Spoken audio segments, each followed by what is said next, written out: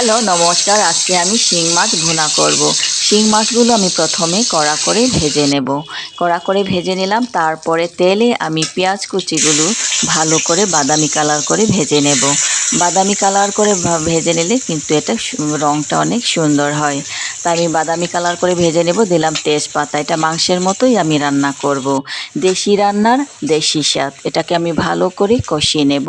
কষানোর পরে এখানে আমি আদা বাটা, জিরা বাটা, রসুন বাটা, কাঁচা লঙ্কা বাটা দিয়ে এটাকে আমি ভালো করে আবার ভাজবো। ভেজে রাখা শিং মাছগুলো আবার আমি এই মশলাতে ছেড়ে দেব।